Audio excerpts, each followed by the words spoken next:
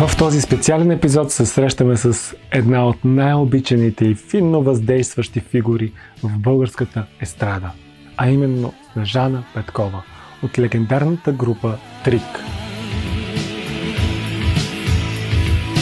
Казват ми, ти имаш столица, родена си от утрина мъгла. Имаш чар опасен, носиш студ.